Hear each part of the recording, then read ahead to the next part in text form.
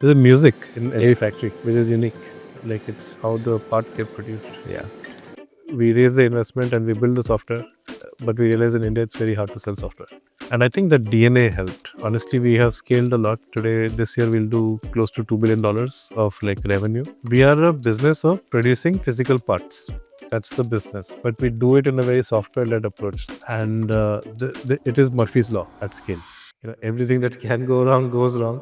Hi, this is Amrit. We are at IIT Madras, my alma mater, and India's top university for people who like to build. We are here to meet some builders, ask them, what are you building? What does it take to build? And what makes IIT Madras the best place to build?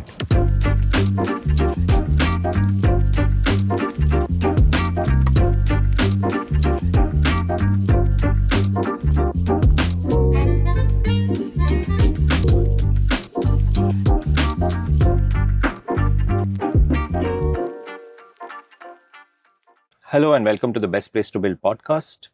Today I'm sitting with Amrit Acharya. He's the CEO and co-founder of Zetwerk. It's a unicorn in the manufacturing space. He was also a student here from 2006 to 2010. So we'll get to learn a little bit about what Zetwerk does and his journey so far. Welcome to the podcast. Thanks, Amrit. Should mention the time. It's 7:20 in the morning. When we're recording this. 7:20 in the morning. And I'm very grateful. We do shoot very early in the morning because the place we shoot, the Center for Innovation, is an active lab. And so what happens is that students come and they drill and they cut. And it's not possible to shoot at that time. Thank you so much. Okay, so Amrit, the Zetwerk, you have of course 4 co-founders. So together you have created a behemoth in just 6 years. I have this memory of walking into your office in 2019 maybe. You were just 20 people, HSR, small office. And now you are this behemoth company which is everywhere. So walk me through what happened. Like how did it move from there to here? Yeah, I think you're one of the few people who've actually seen us in our first office. So it was an apartment turned into an office. So we started a company in 2018. It's been 7 years roughly for us. So what we do is we offer manufacturing as a service to industrial clients. Our customers would be like Siemens, Schneider, GE. They want to make some product. They give us the designs. We do fine-tune engineering of that design, convert it into a detailed spec that can be shared with the factory, and then we select factories who can actually produce that part. And then we will project manage the whole thing to make sure everything is delivered on time, quality is excellent. We offer full transparency, and essentially it sums up to reliability. Like our customers like us because we are reliable. They can give us the order and forget about it. And we have graduated over time. Today we make wind turbines, we make solar panels, we make transformers, heavy duty engineering goods. We also make a lot of devices. So we make like smart meters, we make laptop components, we make washing machine components.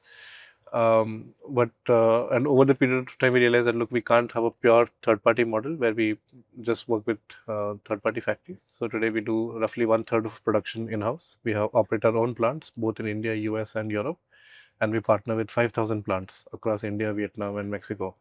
The whole point is we have built a lot of software so that all of these distributed network, which is 5,000 third-party plants and 20 of our own in-house plants, in a way operate like one plant. So which is just behaving consistently on time, no quality escapes, complete transparency to the customer, and just be like a very reliable partner to these large companies. So suppose you you give the example of wind turbine or solar panel, do you give that example? Suppose you get an order like that. How many locations is that specific manufacturing distributed across? Yeah, it can be anywhere between 1 to 10 suppliers. But on average, it's closer to 4. Okay. So a single order will be distributed to 4 suppliers. Today, one of those suppliers could be us because we do around 30% in-house. We use a lot of now AI to kind of understand what is the basic building blocks that is required to produce this part. Think of it as CFI at scale. We have workshops who have CNC machines. We have workshops who have autoclave machines for composites. We have people who do injection molding, metal fabrication. We will take a drawing and understand that, okay, this is a combination of metal fabrication plus galvanization. And so we will find factories in our network who have those capabilities. They may not have made that component before, but the machinery they have is suitable to make that component before. So that is the underwriting we do. It's not a lazy underwriting that let's find somebody who's already made a wind turbine. Then my customer doesn't need me, because the value we are adding is bringing new supply to the market, which was historically not accessible. They're technically capable because they have the machinery and they have done similar things. So that is the level of underwriting that we bring in. That's pretty cool. I think India has lots of these smaller suppliers who were maybe built to support one factory, but now because of a network like Zetwerk, can support. Right? Is that the core concept? In fact, that's the main concept. Like if you look at how India has industrialized, you compare it with like the West or China. Largely, India is a SME-driven manufacturing base. There are 1 million SMEs operating in the manufacturing domain across fabrication, across machining. They all operate in clusters. So you'll go to Bangalore, there's a place called Pina. Yeah. It's a machining hub. You go to Trichy in the south, it's a fabrication hub. Now, the reason they are hubs is because they were set up by one or two anchor customers. Like Pina was set up by HMT, Trichy was set up by BHEL, and some of this was just pre-GST era, where trade across states was very painful. So you had these whole townships emerge, which were basically extended arms of large companies who wanted a reliable vendor ecosystem in and around them. So you had Jamshedpur, which is essentially built by Tata, to service their whole ecosystem. But what happened is, in a post GST world, that fragmentation did not make sense, because the best supplier Could be far away. could be far away, and now had the barriers to trade had kind of disappeared. Because earlier you had, we are old enough to remember there was this thing called CFOM, VAT. And octroi, and also The roads trucks would were- get stopped at the border, so Exactly. they sometimes still do. But, the barrier to trade has like simplified a lot. And hence, if you extend that out to 10, 20 years, 30 years, this ecosystem may not exist in the way it was for the last 20, 30 years. Um, I would say I would like to take credit for recognizing that, but we honestly did not think that deeply. But we started the company in 2018, which is 1 year after GST had been implemented. So it was perfect timing for a company like us. The hardest part in our business is to get a large company like Tata or Siemens to trust us, because they are conservative buyers. They're not waking up and saying, "Let me find another new supplier." But as they were transitioning from a regional supply chain to a national supply chain, that was a good point for us to enter these industries, because we were essentially solving a growth problem for them, than solving a cost optimization problem for them. And every time you're trying to solve a growth problem, you're creating a new market. That's just easier to build a business than, I'll just say I'll build a better version of something that already exists. Yeah. And as you're saying it, I can feel that growing windmills or growing solar panels has a manufacturing supply side block. It's not that you don't want to grow. It's just that you can only grow as much as your factories can produce. Yeah, in fact, that's what we look for. Like in wind turbines, one of our customers is the top 3 wind turbine companies in the world. They have a backlog of 3,000 wind turbines. They're able to produce 300 a year. So it's a 8-year, 10-year backlog. And when you go to them and say that, I can help you increase the production from 300 to 400, it's easier to have that conversation because their interests are completely aligned. Versus when I said that, look, I'll still produce 300 but at a lower price. I say, yeah, it's interesting, but let me think about it later. I have a bigger problem today. That's fair. If your backlog is 8 years, that's your biggest problem, not cost. Yeah. That's fantastic. Thank you so much for sharing that. But you started as a software, and so is this a software thing that allowed you to scale, or Yeah, how so did we started in 2018 with this pitch that, look, we'll build software that will do everything that I just described, which will help find good suppliers, project manage, track quality, track timelines. Our thinking then was, you had traditional software like SAP, which was good to issue a purchase order, but there was 2 months of work that goes before issuing a purchase order. and there's 2 months of work that goes after issuing a purchase order, which is how to find a supplier and how to track whether the order is going on time or not. And we felt that was a complete white space. There was no software that really did that. It was only SAP was only a transaction recording tool. And our first round of investment was with that thesis that we'll build software to plug this gap. We raised the investment and we built the software, but we realized in India it's very hard to sell software. That was one of the struggles we faced. A lot of our customers were verbally indicated that they would love to be anchor customers or pilots, or suddenly when it came time to purchasing, then the behavior completely changed, and gave all sorts of excuses. Come back and on next quarter, or the weirdest one we heard was from L&T, who said, "We have L&T Infotech inside. I'll just give them your deck, and they will build the software for me." So we realized it's going to be hard. But all these people we spoke to, they were still asking us, "Can I use your software to find new suppliers?" That's the biggest problem I'm facing today.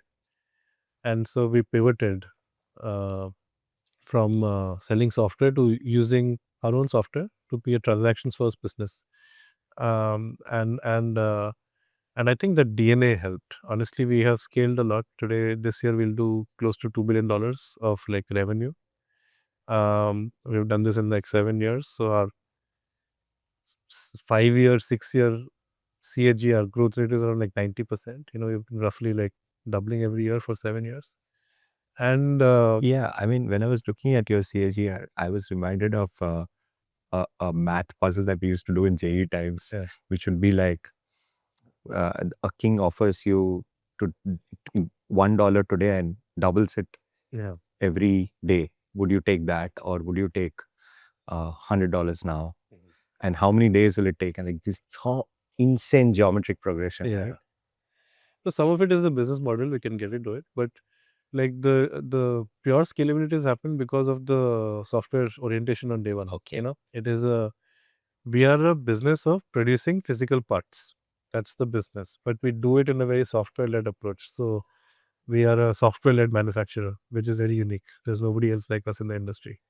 We can at any point in time, I'm running 10,000 contracts.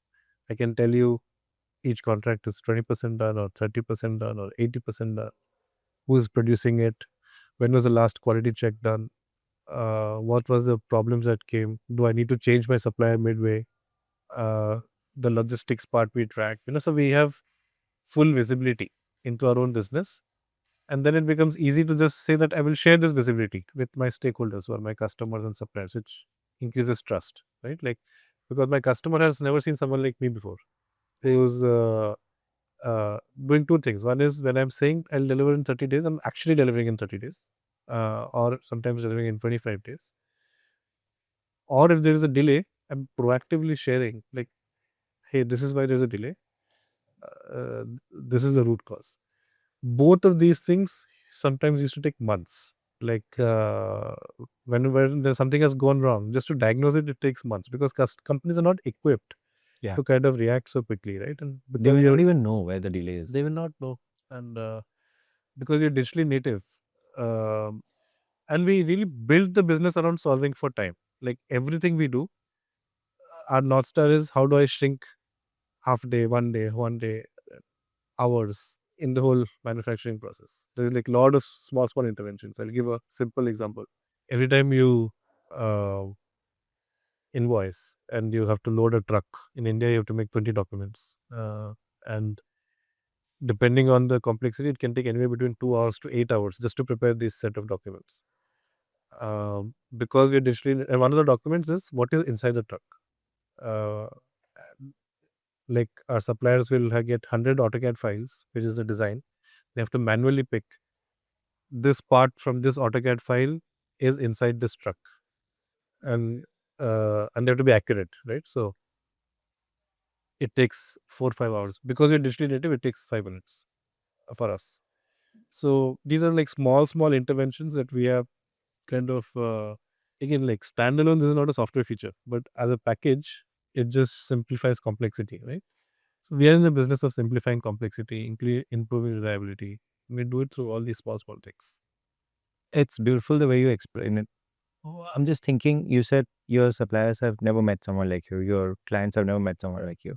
What stops someone else from just doing the same thing again? Is it something that will take a long time to do again by someone else? Yeah, no, I would, in fact, welcome people to do this. See, for two reasons. One is we operate in a large industry, like we are in manufacturing, which loosely defined is a very large industry. Of course, there are niches we pick, which we are specialized in, and so we would welcome more people to join. That being said, I will say it's an extremely hard business. If I'm super honest, when we started the company, because we said we'll build software, we had a certain naivety about how hard the business would really be in all its operational complexity. So today we produce 70 million parts a year through all these 7,000 odd suppliers that we work with, and it is Murphy's law at scale. Everything that can go wrong goes wrong. uh, you discover newer and newer problems you never imagined would be there, and because you're a larger business now, newer problems at scale become large problems. They're not like small problems, and they can like totally derail your business. The most recent one example is tariffs. Like we sell it to India, we sell to US. Like a third of our revenue comes from US. Now we have protected for a lot of things in our contracts, but tariffs is one thing nobody had imagined. Like that suddenly the tariffs would go up. So there was like a 6-month chaos in our business, which we kind of had to refine, and we're now protected from it. But every day is a new day in our industry, right? So I would the warning I would give to any aspiring entrepreneur who wants to build a manufacturing focused business is it will take a decade minimum to feel that you are making a dent. Like even today, ha- half the time I wake up and feel anxious that look, you know, we are still not on a very our foundations can be still stronger, uh, and so it'll take a decade. Need extreme high pain tolerance because it's Murphy's law at scale. You will you will it also requires that appreciation of being in a plant. Like that's not everyone's cup of tea. Like I tell people that I love being in factories. Like it's my happy place. Like every time somebody has built a new factory, they invite me, and I that's my happy place. I go there, I spend half a day. I learn something. So it requires that orientation. But if you have that orientation, you should do it. Yeah, I love that you're saying it like that. I think you started your career in ITC, right? Yeah. I started my career in Unilever. Yeah. Our first day of work was at a factory. Yeah. And the idea of going into a factory, there's a hum of the factory, there are people working around, there's a process, there's a sort of a, There's a music in every factory, which is unique. Like it's how the parts get produced. yeah, there's a rhythm, Yeah. how the parts move in, how the raw material moves in, how it moves out. And I guess there are three, in the beginning of a factory, there's chaos, but Yeah. short. But Yeah. once it's set, Yeah. It's a lot of upfront work. Yeah. And you need to enjoy it as a founder. And also thinking that the way you describe it, it's so core, right? Like almost feels like this is what ITs were pitched as to the country, that we will build this set of engineers who love building things, Yeah. and it. Have you always been core focused? It's interesting. Uh, I have a photo of me. I have 3 photos, which my wife now shares. One is of me as a kid building windmills using Lego blocks. Second is at ITC as my first job. Part of my job was to build windmills for ITC because they wanted to diversify into renewable sources. And today we build windmills at scale. So from that arc, there's a continuation that's been there. I've had, of course, my detours along the way. So I've always enjoyed that, yeah, Lego building as a kid, and I did Shastra when I don't know if it's still there. Like we won Junkyard Wars when we were in second years, and that got me an internship at Bosch in Bangalore, and that was my first experience really in the industrial kind of environment. And yeah, I guess I've always been in that orientation. However, in campus, I also did a lot of Saran. I was a what was called a core. I don't know if that's still the tech language. So I was a core in sponsorship. So my job was to raise money for Saran. And in a way, that's what I do today. I raise money for our company. And I realized that, look, raising money for our company is hard, but in hindsight, raising money for Sarang was extremely hard because it was, again, like we were all students. So Plus, you're echoed by Shastra, right? IT is an engineering college. Yeah. Why are you raising money for a cultural festival? Yeah, exactly. Who's going to come? Yeah, all of those things. And my first job also was at ITC, which not like I would guess it's considered core. It's not like going to a bank or a consulting firm. Yeah. And so I've always gravitated in that direction. The only detour it took was when I went to business school and then I joined McKinsey. But that was a 1-year experiment. It didn't last too long. I liked McKinsey, but I didn't like see myself becoming a partner there. And so when I came back to India from the US, I knew I wanted to start something in industry, in manufacturing, in like hardcore engineering. Yeah, that's been my journey. This is gorgeous. Are your co-founders also like this, where they're also very core focused? Yeah, so one of my co-founders is Srinath. He was from IT Madras, 2000, same batch, 2010. So we're all core focused in our own way. We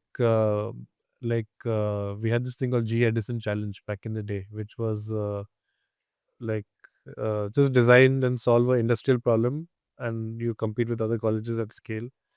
So one of the problems was they wanted to have the grid of the future.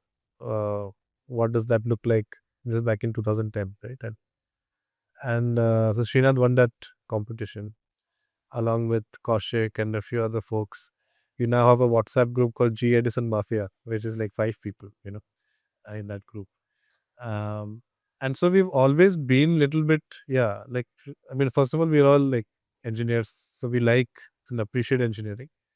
And I think we have lucky to have been able to combine in our careers a combination of keeping that engineering DNA with some commercial acumen around building a business or investing. So we get to exercise both muscles, which is like a business financially will not succeed if we operationally do not succeed as an engineering company.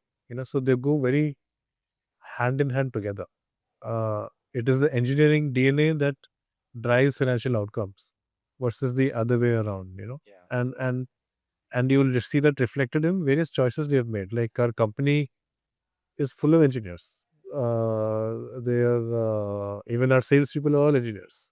Also, as you're saying it, I'm thinking you operate windmills, photovoltaic cells, solar cells, and I think you've gotten into electronics. So it's not just one feat; it's a lot of engineering. It's like chem, mech, civil.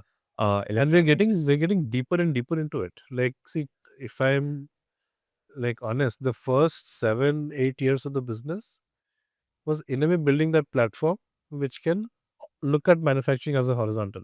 That say that, okay, I have excess capacity at my supplier.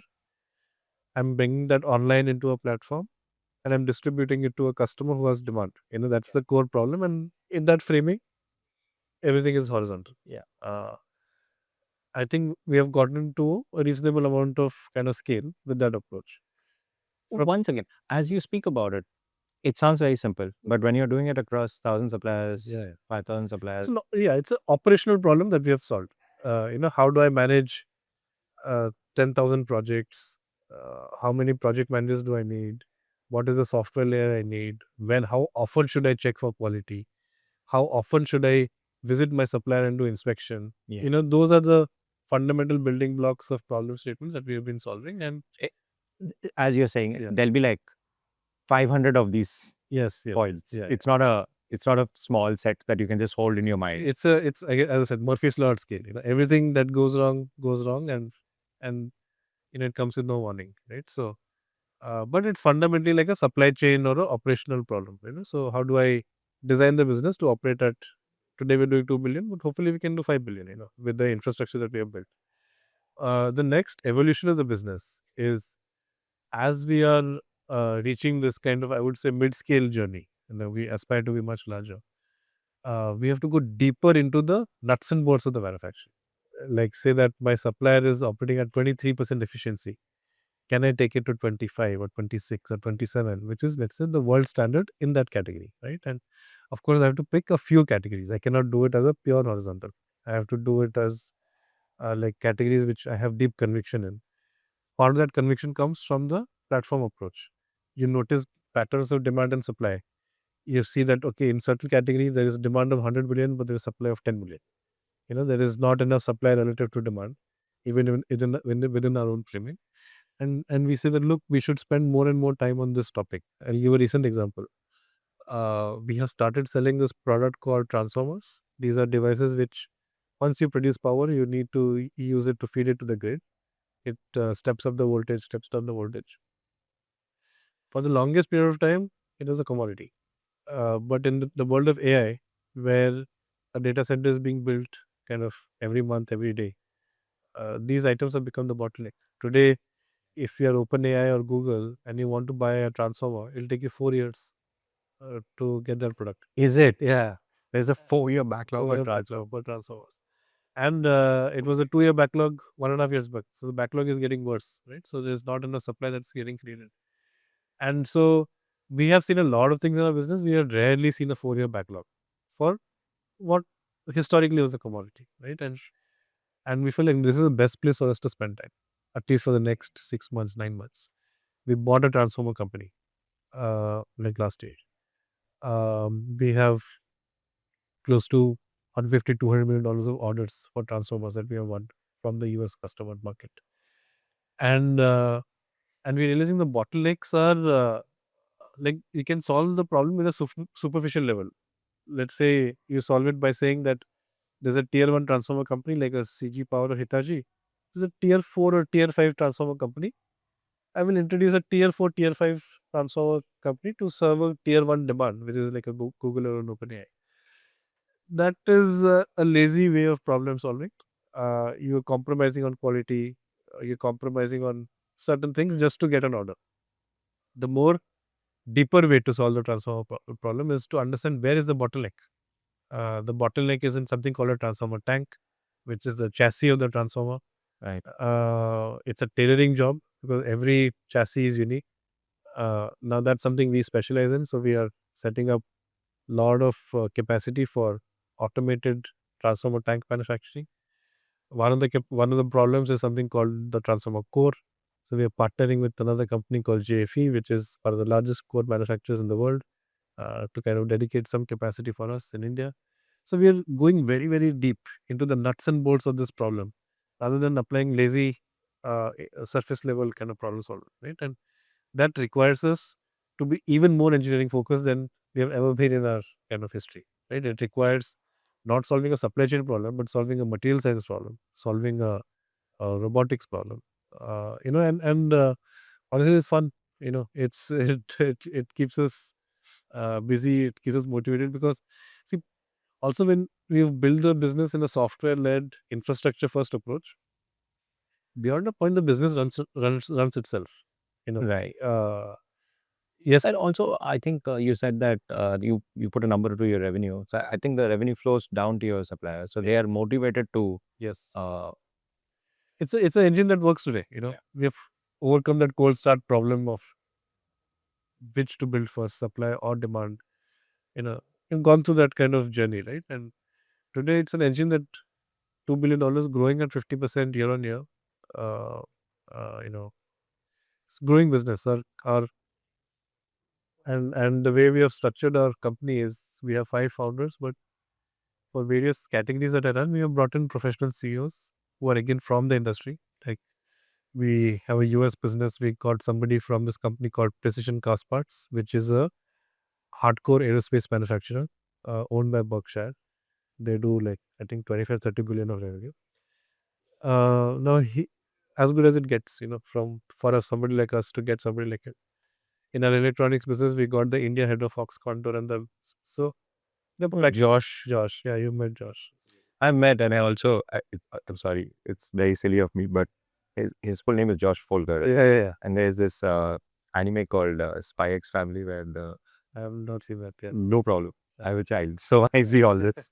but the protagonist is Polgar. Oh, is So it? every time I think of Josh Polgar, I think of him. Yeah. In the show, Polgar can do anything. Oh. So That's Josh. Yeah. Yeah, you can just let it as a lot of leverage to us as founders, so we can spend more and more time on the creative parts of the business. One is which is a new category I need to open. Once again, it's a Yeah. very interesting word you've used.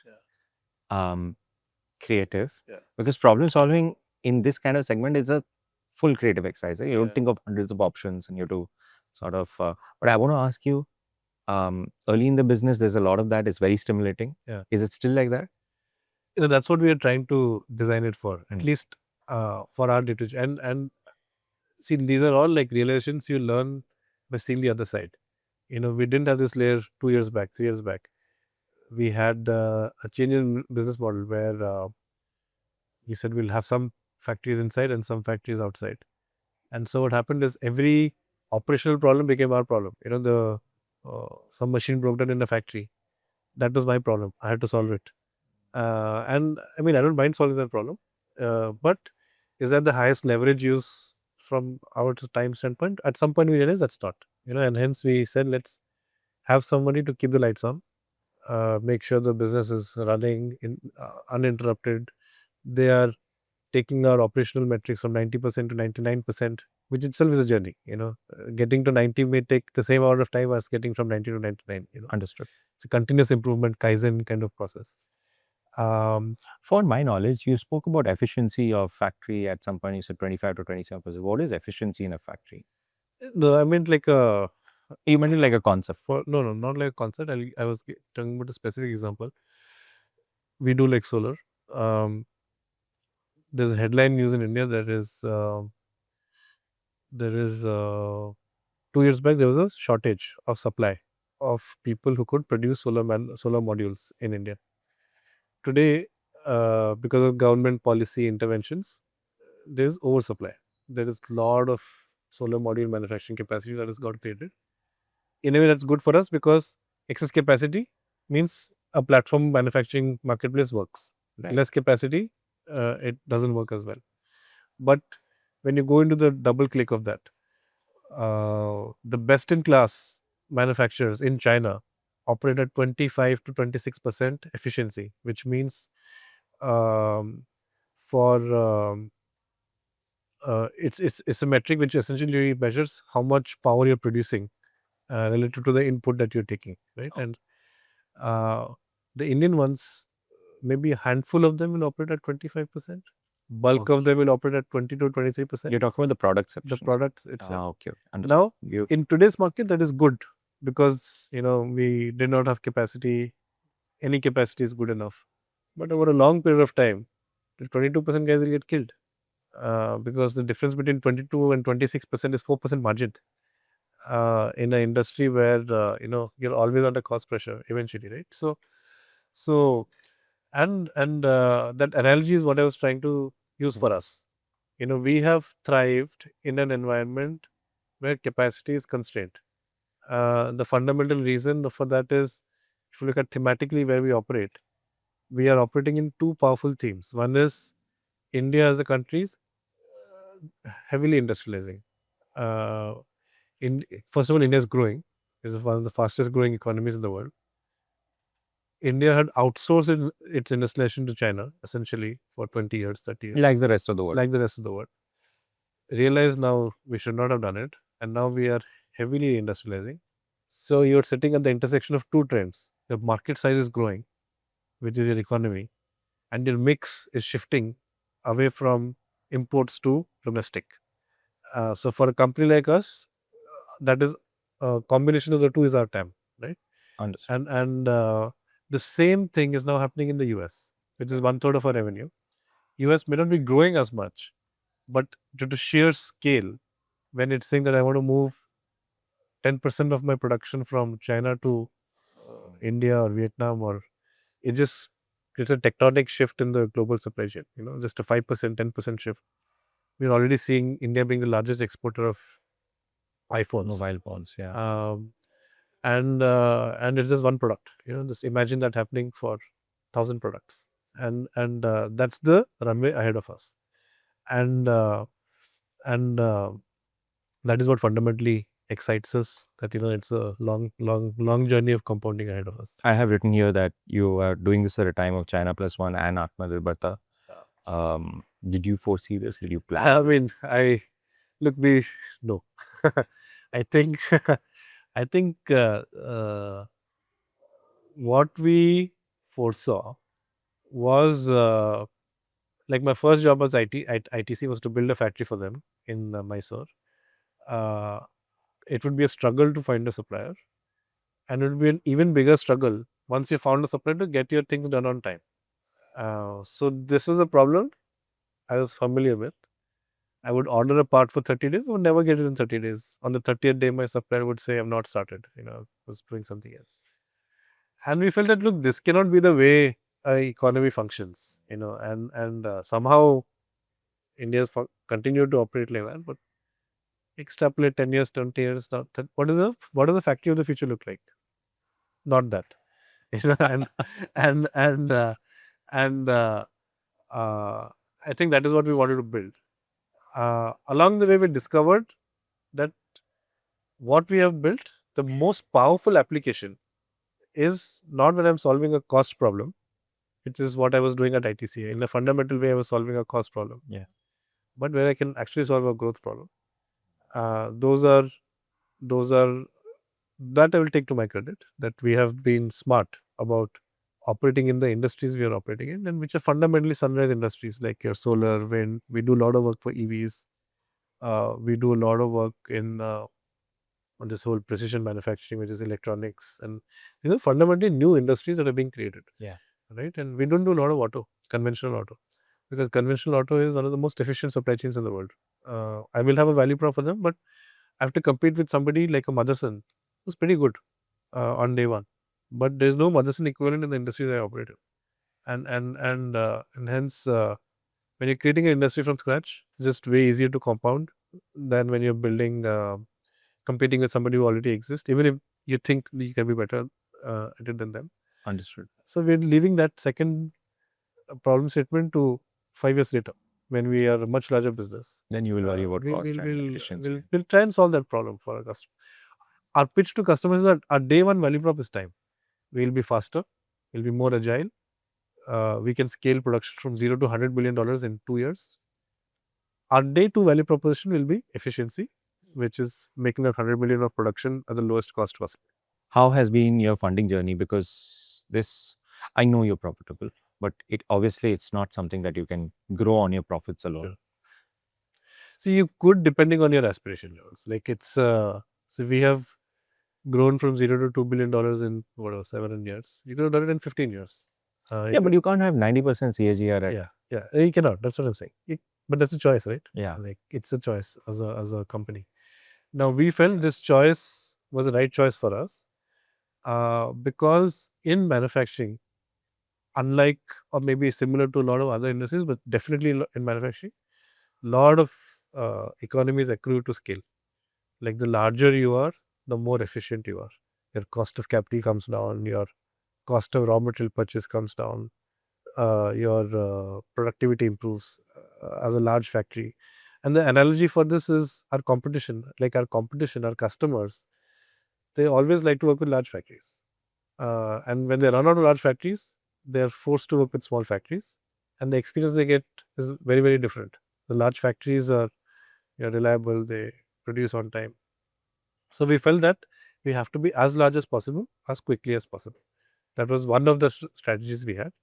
And hence we optimize for a high CAGR, high growth rate kind of a business, and that did require capital support, and so we have I think raised close to $750 million over the last 8 years from mostly like your venture capital ecosystem, like your Sequoia, Excel, Lightspeed. Our last round was done by Khosla. Sorry, those are 4 of very top A quality investors, right? Yeah. No, I like ours is I think in at least in private markets, being n equal to 1 is a positive thing, because then and the DNA of these firms are they like to bring innovation to the world, right? And innovation often has no comparable. Right. And N equal to 1 meaning you were the first to do this. first and really only business of its Yeah. type that exists. And now when you go public, I think you'll have to kind of uh, transition that. Look, of course, we are innovator and first principles driven company, but this is where we fit into the economy fundamentally, right? And hence this is how you can benchmark us and think about us over a 5-year, 10-year, 20-year time period. We are still to navigate that, so I don't know what that's like. But at least in private markets, people who spend time with us, they really appreciate how unique we are, and and uh, and uh, and being uniqueness is also hard sometimes because like the first when we trying to raise our seed money, actually our seed round was one of the hardest because we didn't have a business then. We had only a PowerPoint, and we did not have a clear answer to are you the Uber for India or are you the Airbnb for India, which was the dominant theme of investing in 2018, 2017. Today, I think the investing world has matured a little bit. You're seeing a lot of like really unique companies being funded. But it was not the case when we started. So, Right. So what does the next few years look like for Zetwerk? Are you going public? So we're thinking about it. I think if things go well, again, I don't know what it's like to be public. So I've been spending a lot of time with founders who've gone public, and I hear two things. One is they do feel that it can never be. There's this feeling, especially as engineers, that you want to be perfect. And in our industry, we're an industry where perfection is rewarded. Like our customer wants 99.99% efficiency, not 99% efficiency, right? And we are doing that while combining speed, which is usually those two things don't marry. If you want And perfection, also, like when you want perfection, you pull everything close to you. yeah, And you're doing yeah, a little bit of the opposite. yeah, When I'm not saying that you're spreading it out. yeah. Four factories per order is not a huge spread, but it's still a spread. It's still a spread, yeah. And in an industry which didn't really know that it needed it. People needed perfection, but especially in India, time value for money is questionable. It's Stretchable. it's stretchable, right? As the economy matures, I think there'll be a time value premium, which is not in our P&L today. At some point, customers will pay us a premium for being like more fast, more agile. But today, our customers give us a premium by giving us more volume. Like a customer who loves us will say, "I'll give you 10 crore orders versus 1 crore orders, but the same price." Uh, so speed and perfection combination is what we kind of trying to solve for. I'm segueing, but when I was speaking to founders, a lot of them have the same orientation. We want to be perfect when we go for a public market debut, right? And when I spoke to a bunch of them, they said actually none of them were, but they realized intuitively that this is the right time. Again, it was not like a number or a metric. And I think intuitively to us also it feels like the right time. We are growing at a pretty healthy speed. We would like our new set of investors to also see the business where it's growing at a high velocity, because in public markets companies don't grow at that kind of velocity. And then you combine that with the business in our industry, you'll again find very few examples. Actually, you find close to zero examples at our scale. We're growing at the speed that we're growing at. Yeah. Um, and we want to show the new set of investors that why is this happening, so they can take time to understand and appreciate, because the private journey has been 8 years, the public journey will be hopefully 20, 30, 40, 50 years. Yeah. And you want these people to be with you for decades, right? And so I'm trying to let go of that internal bias in my head that I need to be perfect when I look to go for that Very public nice. market debut. I guess Tarun went public with Ather Yeah. earlier this year. Yeah. I mean, maybe May 6, 2025. I remember the date because it's my birthday. Yeah. And they grew much slower than you Yeah. over a longer period. But when they hit the market, I guess the public market recognized them far more than the Yes. private market did, Yeah, and they've yeah. appreciated quite a bit. Yeah, and he'll say that like they've had a great journey as a publicly listed company, and yeah, that's something we hope to emulate. Nice. Okay, let's switch track from Zetwerk. I heard and I saw in another interview that you and Srinath are very close friends. Yeah. The GE, and I guess you were wingmates. Yeah, we have a long history. So we were in both the same hostel to start with. Did you go to the same school also? No. So I'm from Bhubaneswar, he's from Coimbatore, and so we grew up differently, but that's the beauty of IT Madras. Like it's a platform for people. You get the best of people from all over. I met my wife here also. So two very important people in my life I've met here. And so Srinath and I in the same hostel, Narmada, different wingmates. So we were rivals from a wing point of view. But then we did this exchange program together in Singapore and NTU. And that's where we got really close. And like, bear in mind, all of us were like kids, so we were just discovering life, discovering about each other. And then coincidentally, when we got placed in the same company in ITC. Now, of course, ITC is also a huge company. Yeah. What are the odds? We got placed in the same division, Nice. which is the agribusiness division. There are multiple locations. We got placed in Guntur. So, Right. we, in our formative years, we grew up in Guntur, where, honestly speaking, there's not much to do Yeah. except work, and you had a limited set of people who are your batch of people who joined. So we all become really tight.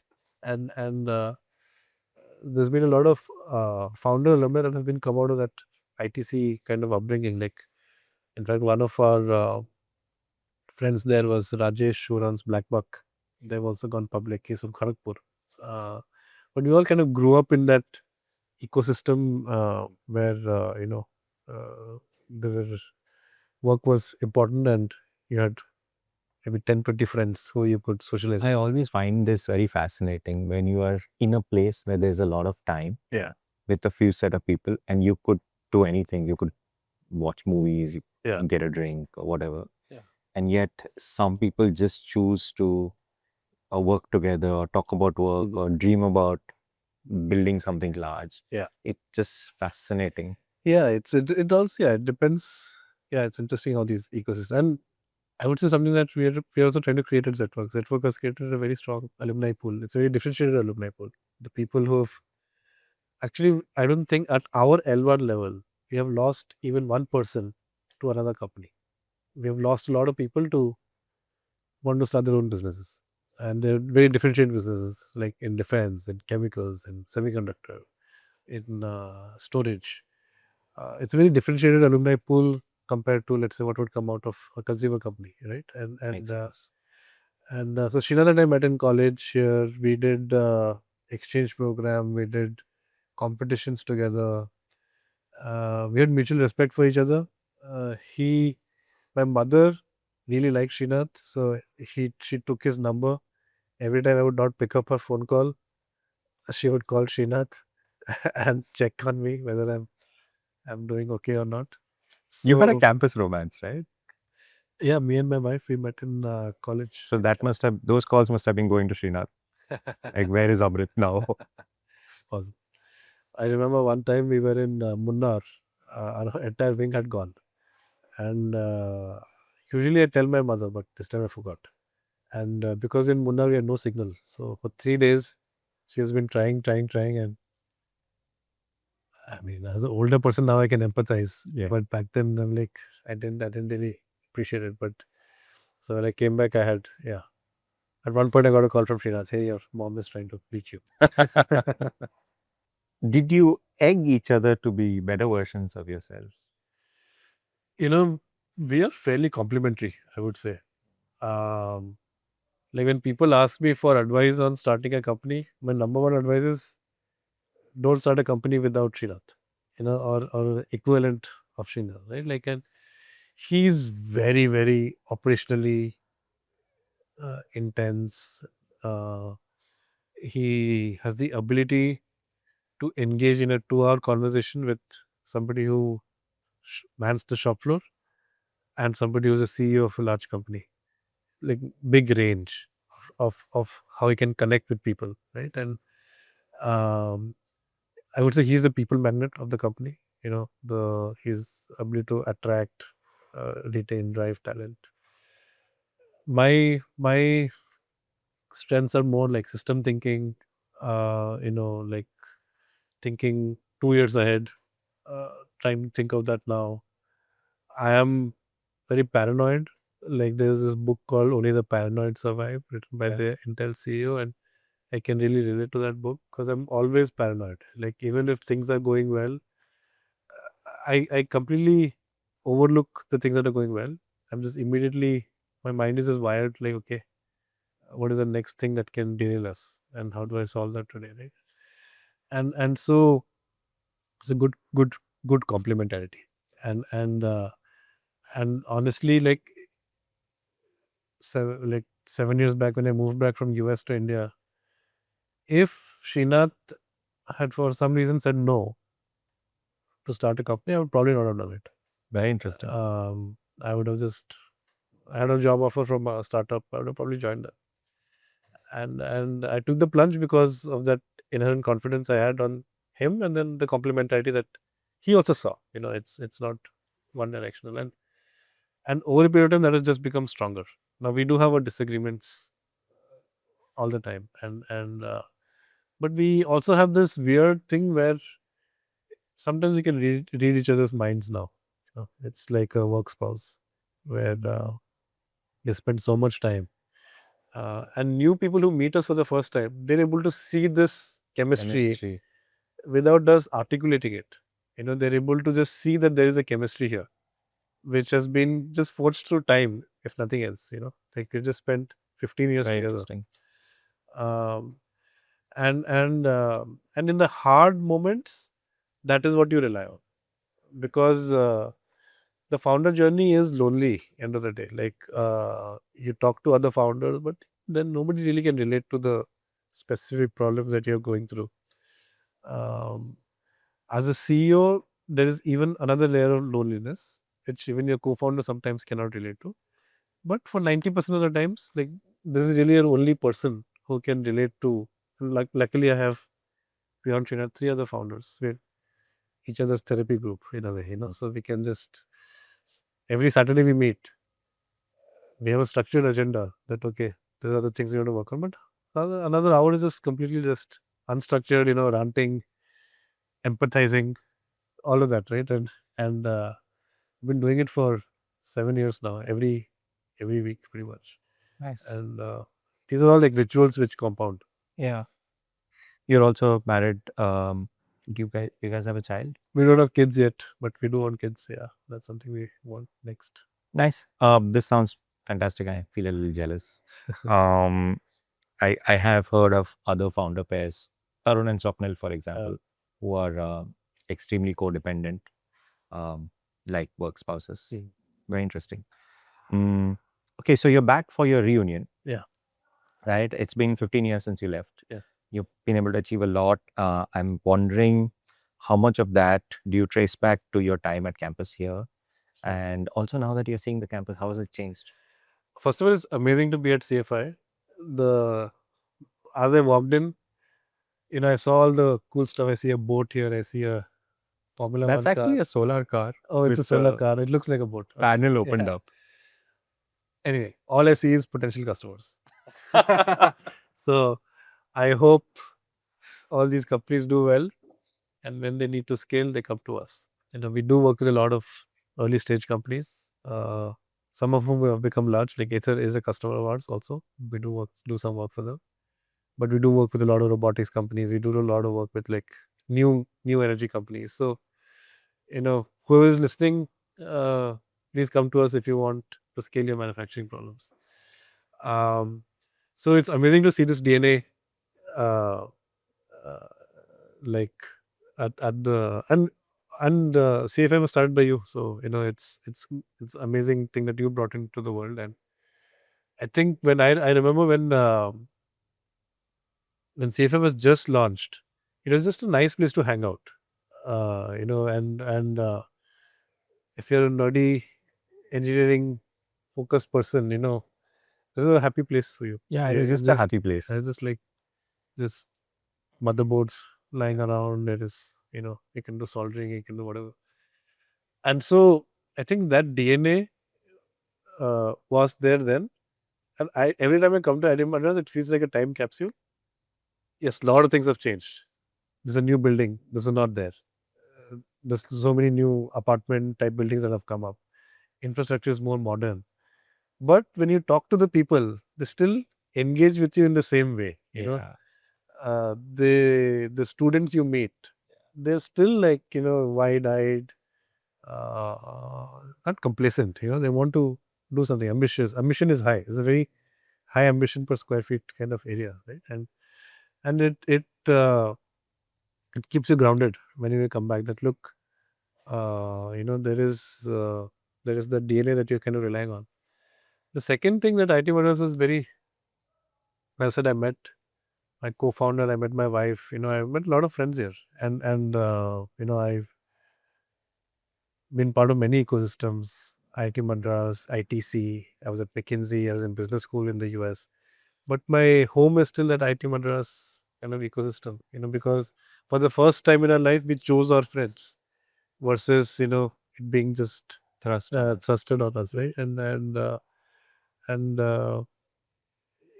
you find people of such eclectic diversity here, and so whenever you think you're weird or idiosyncratic, there is somebody who will beat you at that, and then there's somebody who will beat that person. It's like it's the perfect long tail distribution of personalities that you can find. I learned how to raise money in Sarang. We were talking about that briefly, right? So again, IT Madras is a very interesting place where I can just explore so many different aspects of your personality, which is not just engineering, but like not running a business, but all those various aspects that go into like commercializing a venture, raising grants, raising sponsorship for Sarang. These are all uncomfortable fundamentally for people who are more engineering and who are just very comfortable with solving a math problem. Learning all these extra things is, uncomfortable. And even today, it's uncomfortable for me, But if you trace that learning curve from 15 years back, it is naturally you'll get better and better over time. Yeah. And IIT Madras offers a platform where if you have that interest, you can really explore that part of your personality. And I would encourage everyone to do it. I'm sure these opportunities still exist. Um, so it's IIT Madras, changed the arc of my life, and I'm very grateful to it. Beautiful. That's just beautiful. I have only two questions left. One is any advice you have for younger folks? I know you have a time crunch. We are in time. Don't worry about it. We'll hit the mark. Do you have any big advice to the younger folks? How can they emulate you? Any personal frameworks? Any books? It's interesting. Like I met a lot of young people recently. A lot of them from IIT Madras. I have two emotions when I meet them. One is extremely impressive bunch of folks because of, I guess, democratization of entrepreneurship, because of it's more mainstream now than it was 7 years, 8 years back. When I first started my like Zetwerk, my father was extremely concerned. I had quit McKinsey. Is in his mind one of the best jobs I could have had. I quit US, and then I came back to India to start what? He didn't know. So it was very confusing. So I see that has changed quite a lot in the last 8 years. And so that is very like encouraging. And you meet young people. And they're like, oh, I started a company when I was in college in my third year. And now I guess Ather is the best example. It's a college startup which is now a publicly limited company. And that DNA is increasing and increasing, and it's all increasing in IT Madras, especially like really hard problems. Like you're having people doing spacecraft, you're doing whatever, complex things. That's great. My worry is if we take it to the other side of the extreme, where you do it just because it's cool. And I see a lot of that also.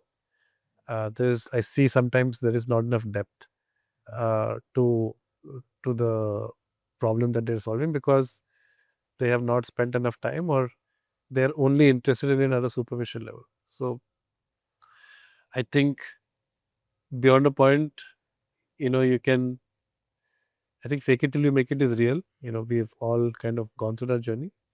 But there is that intellectual honesty that you need to complement. Like, am I doing something just because it's fun, cool, interesting, it's a resume point, or is this really the purpose of my life? When you frame things as the purpose of your life, it is okay to wait 2 years, 3 years, 4 years, 5 years, whatever is the right time till you're ready, which means that you can work at another company, you can solve an interesting problem uh, in a different kind of landscape, and take that plunge into entrepreneurship only when you're really, really ready. Because this journey is like hard, like it's hard. It'll take you 10 years, as I said, to even know that you're going in the right direction, broadly speaking. You'll have a lot of, if you're lucky, you'll have vanity metrics along the way, which will again just delay that gratification or problem solving. But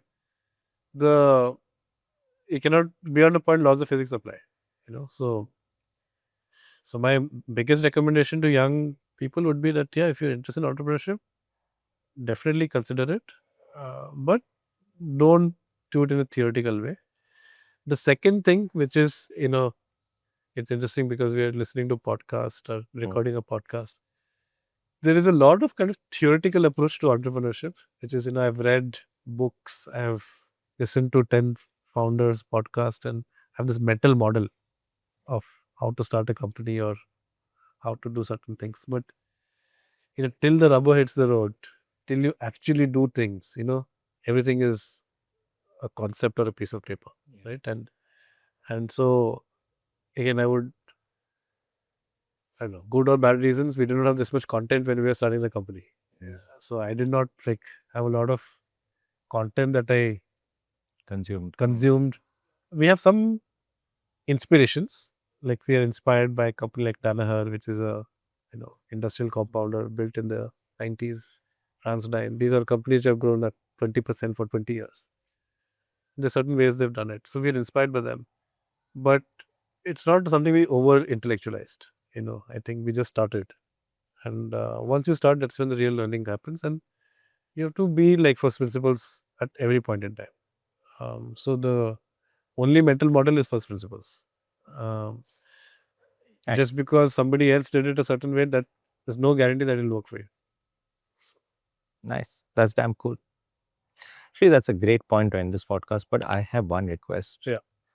You're from Bhubaneswar. Yes. We also had Victor, who's from Bhubaneswar. Yes. Yeah, I mean, he was, we went to JE coaching together. Is it? Yeah. Amazing. I want you to give a shout out to people from Bhubaneswar. I feel like I'm also from Bhubaneswar. I feel like it's a little underrepresented in the entrepreneurship space. Yeah. They should join. More power to us. More power to us. Okay, man. Thank you so much, Amrit. And good luck with your reunion. Yeah. And good luck with your IPO whenever it comes. Thank you. See you all. Please, if you like this podcast, like, share, subscribe, follow Zetwerk's journey on LinkedIn or wherever you want to follow their journey. They're always in the newspaper, so you can do that there too.